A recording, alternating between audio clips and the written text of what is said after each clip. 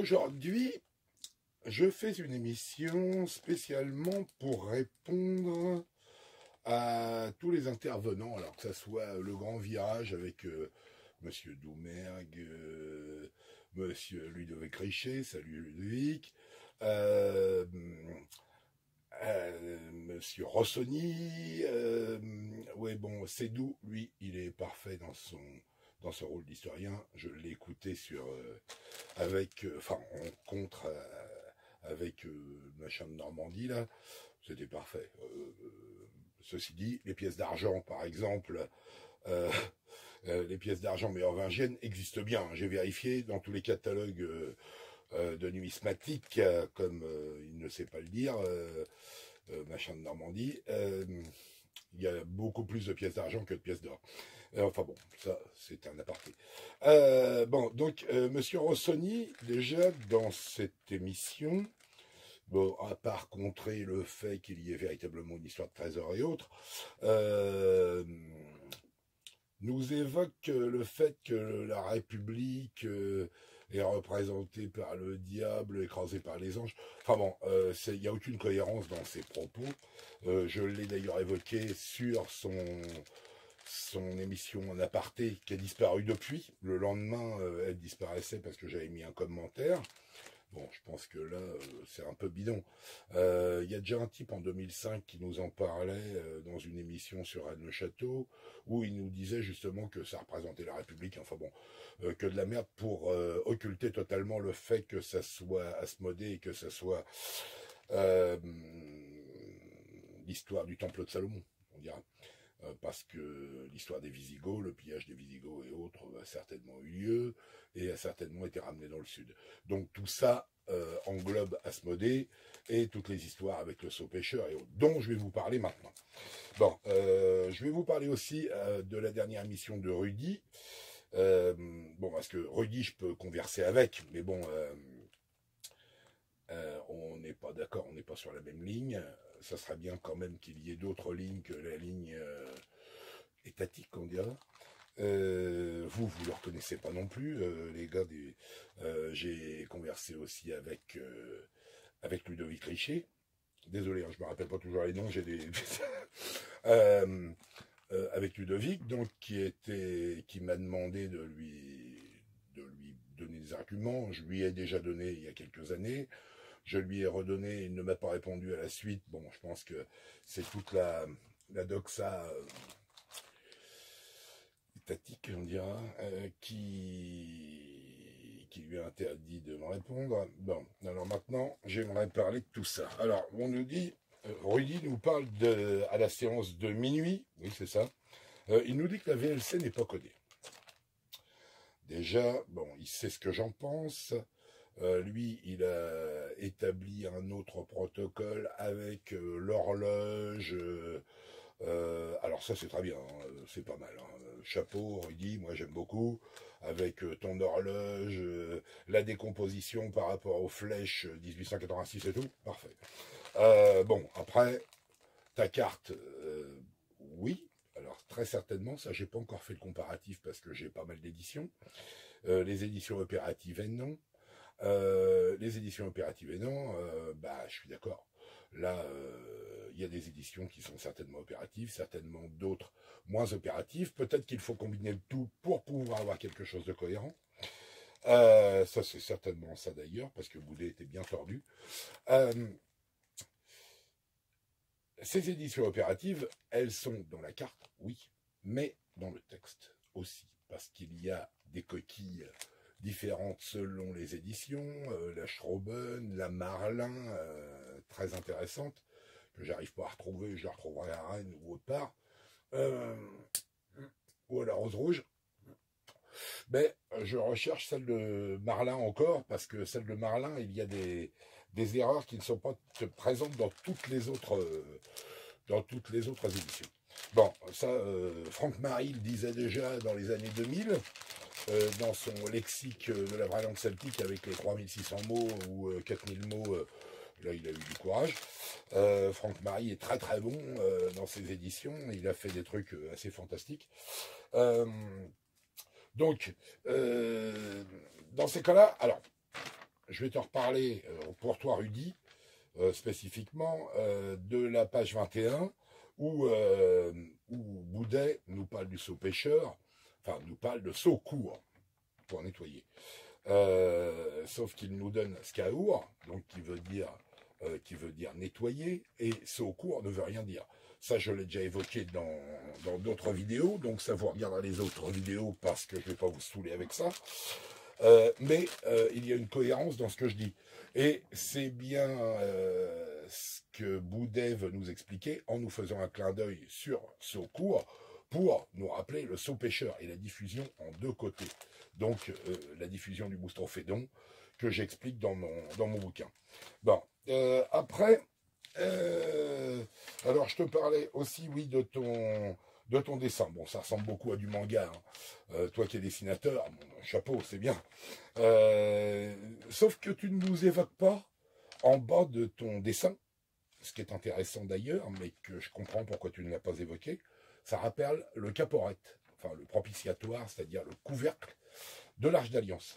Et ça, on voit les ailes qui sont développées sur le bas.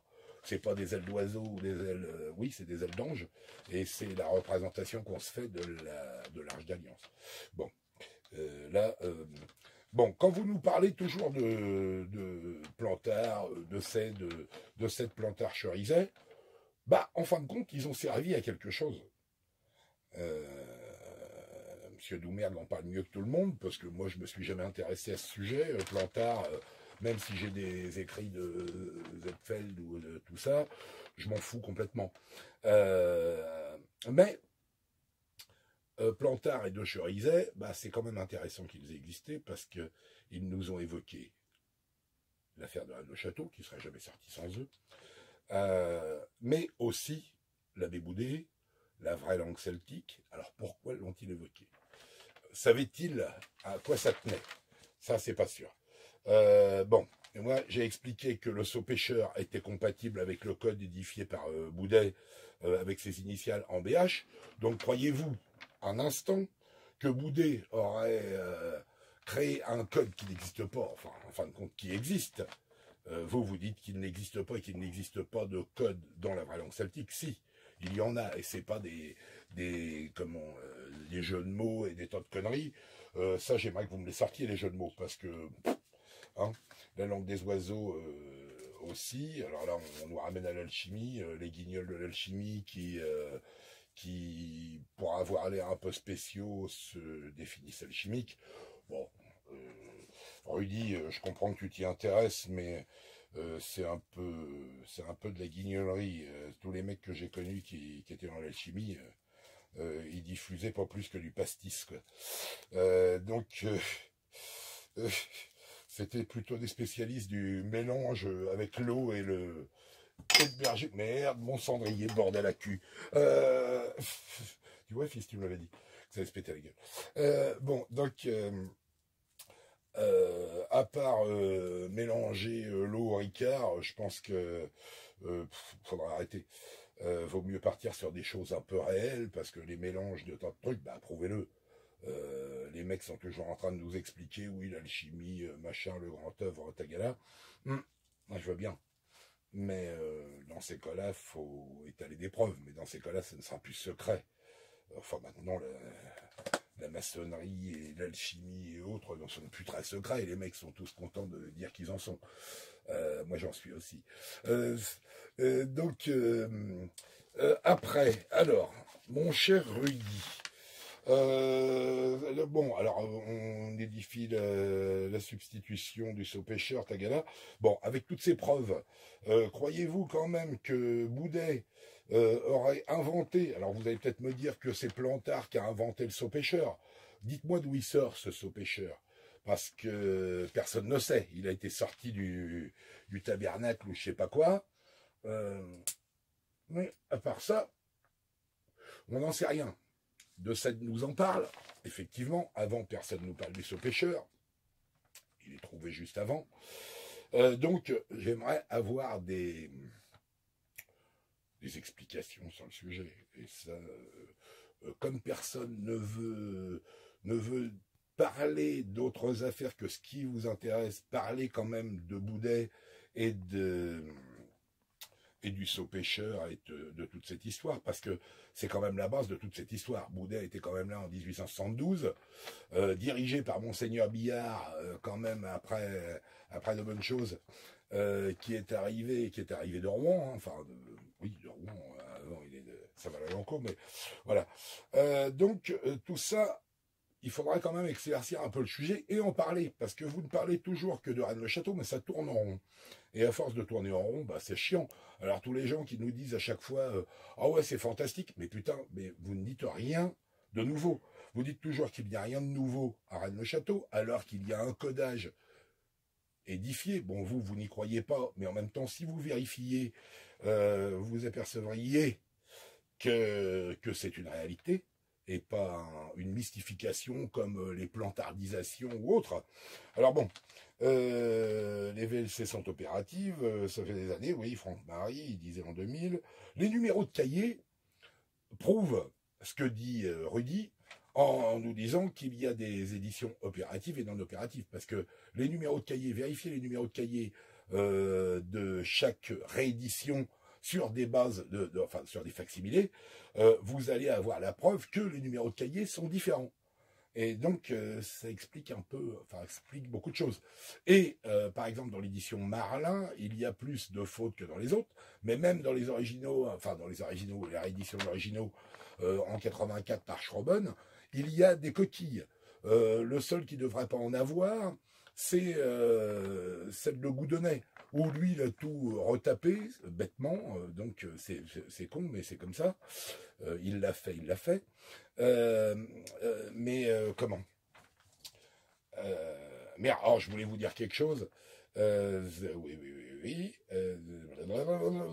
Les rééditions. Bon. Donc, nous prouvons la cohérence de tes propos, mais aussi les miens. Oui, ça prouve aussi les miens. On parle de la 14e station. La 14e station, j'en ai déjà parlé, mais la 14e station, c'est peut-être le papa de Tobit, parce que c'est le seul dans l'Ancien Testament qui nous parle, enfin qui nous parle du fait qu'il est poursuivi par les soldats de son roi, parce que justement, il enterre les ennemis du roi aussi, et donc, mais il enterre de nuit. Donc il y a certainement un rapport de cause à effet avec la 14e station où il y a un enterrement de nuit. Est-ce bien une réalité ou un délire de ma part, peut-être encore, pour nous ramener dans le contexte de l'Ancien Testament, oui, bien sûr. Bon, alors, les chapeliers d'Espéraza, alors je vous en ai déjà parlé aussi, les chapeliers d'Espéraza qui se sont déplacés depuis Bugarache, ils avaient le don d'un foie. Un foie, pourquoi un foie? Et pourquoi pas d'ailleurs? Ils se font offrir un foie spécifiquement arraché d'une bestiole, mais à Espéraza et pas à Bugarache, où figure un vitrail de Tobie et de l'ange, mais Tobie petit et de l'ange dans l'église d'Espéraza. Donc il y a quand même des choses un peu étranges. Je vais vous parler aussi des garumnites. Bon, les garumnites, je vous en ai déjà parlé X fois avec la soupe de visseur de poisson, où Boudet nous parle de tout ça. Donc tout ça nous rapporte à Asmodée. Asmodée, il fuit devant les visseurs de poisson, qui peuvent le détruire. Donc, quand on nous parle de tout ça, il y a un codage lettrique visuel sur la carte, forcément, lettrique dans le livre, et en plus cryptographié par le biais du codage Boudet, où là, il nous révèle avec le mot source qui veut dire Elohim, enfin, il y a plein de choses. Alors après, qu'est-ce que ça veut dire? Je n'en sais rien. Pour l'instant, j'en suis pas encore là. Mais toutes ces choses sont présentes dans le fait que le livre soit codé des deux façons. Et Gérard de Sète, il y avait aussi ceux qui ont commencé à écrire là-dessus, c'est machin de Saint-Palais, sur un truc sur les châteaux cathares en 1964, donc avant de Sète, où il nous parle de la Bessonnière, il nous en parle un peu, il y a une page. mais c'est pas grand-chose. Mais tous ces éléments doivent nous faire dire que ce livre est codé de A à Z de différentes façons. Donc il est codé en HB, comme je le dis, et où tout le monde réfute le fait, alors que c'est une évidence et vous pouvez le vérifier vous-même. Codé visuellement avec la BD de Rudy, très certainement aussi. Et il y a des ouvrages opératifs et non opératifs. Ça, je suppose que c'est quand même une chose assez nouvelle. Alors, quand on nous dit qu'il n'y a rien dans l'affaire de Rennes-le-Château, effectivement, on va te dire, ben non, l'affaire de Rennes-le-Château, il n'y a plus rien, mais c'est l'affaire de Rennes-les-Bains qui doit prendre le relais, parce que le lien entre Rennes-les-Bains et Rennes-le-Château, bah, c'est bien Asmodée dans le Saut Pêcheur. Parce que là, c'est le codage établi par Boudet dans son livre avec le HB, et le Saut Pêcheur qui est trouvé à Rennes-le-Château. Donc Boudet est à Rennes-les-Bains, et le Saut Pêcheur est découvert à Rennes-le-Château. Donc ce qui nous prouve, qui nous établit une corrélation et un lien, non, t'inquiète pas, un lien entre les deux, qu'on le veuille ou qu'on le veuille pas, c'est une réalité. Bon, même si tous les gars qui participent à ça ne veulent pas me répondre, parce que vous n'avez pas envie ou parce que ça ne va pas dans votre sens, ça serait bien qu'on établisse un contact, ou que vous établissiez un contact, parce que moi vous ne me répondrez pas, je vous ai déjà répondu mais vous ne me répondez pas, enfin je vous ai déjà parlé mais vous ne me répondez pas ou vous évitez de me répondre. Ça serait bien qu'on puisse faire un débat, qu'on puisse parler du sujet. Ça serait un peu plus intelligent que de tourner en rond et de rester dans votre précaré. Ça serait assez plaisant. Bon, je sais que vous ne le ferez pas, ça serait bien que vous le fassiez, mais voilà. Et ça permettrait au moins de faire avancer l'histoire et de pouvoir compléter nos recherches. Ça serait pas mal. Donc voilà. Ouais, j'avais un autre truc à dire, mais alors je sais plus quoi. C'était intéressant, oui, avec l'horloge, c'est pas mal. Le Languedocien, au cours. Bon, bah, je pense que je vous en ai dit le maximum. Et puis, on verra pour une prochaine émission. Ouais, parce qu'il y a aussi les comparatifs dans les églises avec le mot Graal qui se fait dans pas mal d'églises autour de, par exemple, à Roque-Taillade, on l'a fait. Il y a des noms. Alors, c'est pas toujours les mêmes noms de saints, mais il y a toujours, on peut composer le mot Graal. Alors, si on le veut, parce que peut-être qu'à Rennes-le-Château, ça a été un peu bistouillé, quoi. Mais il y a certainement une réalité là-dedans, parce que le Graal... Ah oui, c'est ça que je vous disais. Le G, les fameuses fautes. Dans toutes les éditions, le G de Gasse au sanglier, dans le chapitre, la Gasse au sanglier, c'est bien pour nous dire quelque chose. Ça, vous ne l'avez jamais corrigé dans quelque ouvrage que ce soit. Enfin, je ne crois pas. Bon, l'ouvrage Plantard, j'en parle pas, j'ai jamais regardé. Je l'ai eu en main, mais il n'est pas du tout dans le... C'est pas un facsimilé, celui-là. Donc, oui, le Gasse au sanglier nous révèle quand même une chose que M. Doumergue cherche avant tout. Christian Doumergue, lui, il cherche Marie-Madeleine et autres. Et on voit sur ce codage, Gasse au sanglier, le G est présent pour qu'on nous compose le mot Graal. Et le mot Graal se retrouve entre les cuisses de Isis, enfin les cuisses, là ça marque Isis en oblique des deux côtés, et au centre apparaît le mot Graal composé en 5 lettres. Donc je ne peux dire que ça. Si vous vous intéressez à ça, regardez au moins ce paragraphe dans mon bouquin. Et à un moment, vous allez trouver le dessin avec les cuisses d'Isis écartées et Graal qui sort au milieu. Ça peut être un élément moteur éventuellement. Donc, je vous remercie. Essayez de faire pour le mieux, ça serait pas mal, parce que j'ai réussi à converser qu'avec Rudy et Ludovic, mais c'est tout.